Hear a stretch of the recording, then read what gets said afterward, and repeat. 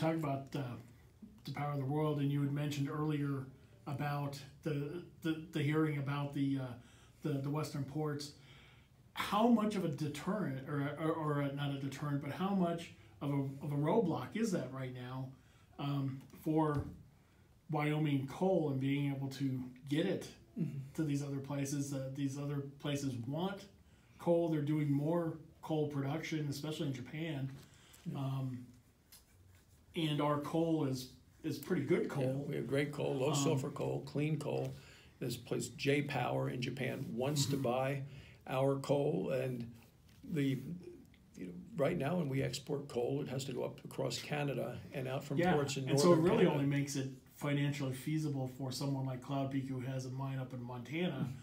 The mines here are a little far away, but if there's a more direct route, it adds to the transportation costs. Exactly right. So we want to build these ports, and it's interesting, in the communities where the ports would be, people want them there. They want the jobs. The unions want the jobs in those communities, but people have actually run for office in Washington State and in Oregon saying they would block the ports. Now, say, how can they do that? They're using something, they're misusing and have hijacked the Clean Water Act, called Section 401, and that's the hearing that I'm chairing tomorrow in D.C. The Clean Water Act was meant to protect water. And to do any kind of a project, the state, Oregon, Washington State, has to say that this project won't contaminate water. Well, it won't, but they still won't give the permit. They make you say, well, let's see, no, you better resubmit, or well, we're not sure about this. And each time they start the clock again, which is another year clock. So we want to shorten the period. Say if you want to use the Clean Water Act, you need to use it for clean water. You need to make sure that there's no pollution of the water. But there is no evidence at all that this is happening. And we're seeing it now with our coal ports. Sure. We don't want a port to nowhere, basically, is what. Yeah.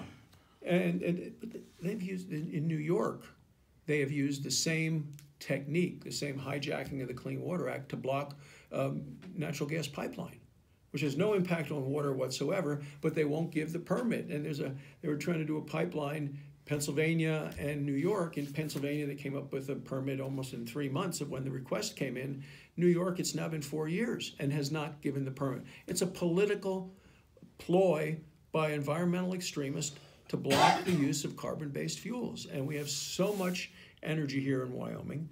You take a look at everything we have, but specifically coal, the available, affordable, reliable, secure source of energy.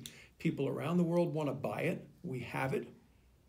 And to have some of these environmental extremists continue to try to block it by misusing or by hijacking a law that was intended to protect the water. And that's not the way they're using it. That's what the hearings are about. I think this is going to go all the way to the Supreme Court of the United States so that we can get these ports built and we can export our coal to places that want it and need it.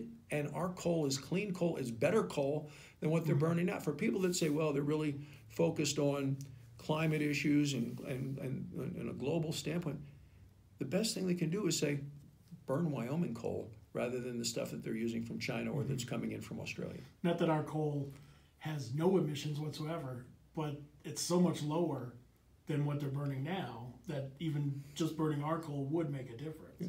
And people say, well, just go with renewable energy. Well, the reality is there is a gap between renewable energy and reliable energy.